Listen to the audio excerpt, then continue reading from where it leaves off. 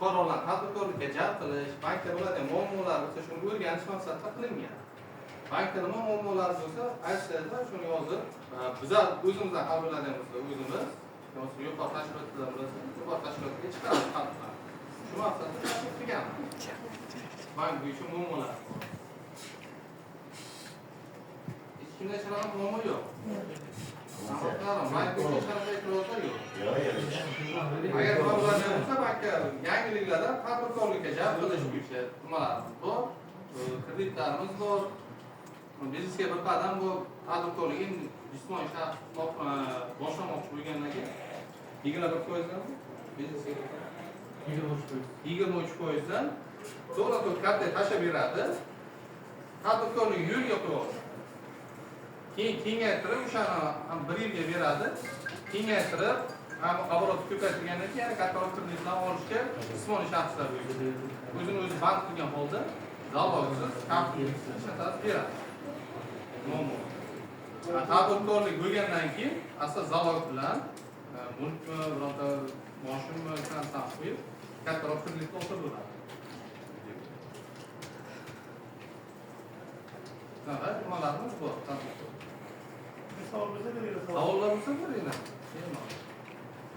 Tadbirkorlik boshlamoqchi bo'lganlar yo'qmi? Nimani?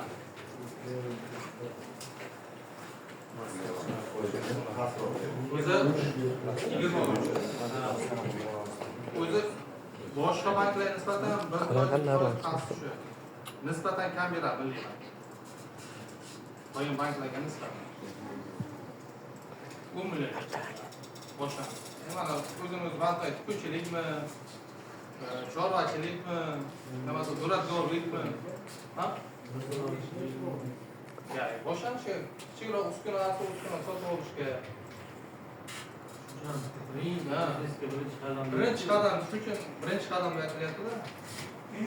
Endi qilib yuramiz yo'q, 50 million.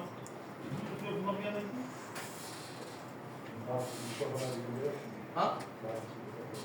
Beradi. O'zini o'zi banki 10 milliongacha beradi.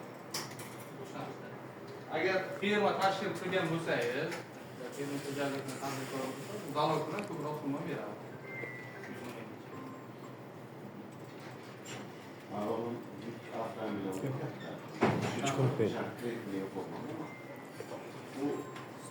O'zimiz bank yo'qda, lekin mana qurilish firmasi bilan ishlayapti. O'zimiz bank kerak. Unaqa nimaga bo'ladi yo'q. Ya, mana shu tadbirkor ro'yxatdan o'tdi. Yakka firmalardan birisini tushirib ishlatdi, to'g'rimi? Yakka tadbirkor bo'lganda ro'yxatdan o'tdi. U soliq to'lovchi bo'ladi. Imtiyoz yo'q. Yani oladigan kreditga qarab, mashinaga imtiyoz yo'q. Mashina yo'q. Yo'q. Mashinaga imtiyoz yo'q. Savollar bo'lmasa, hamma katta huzurda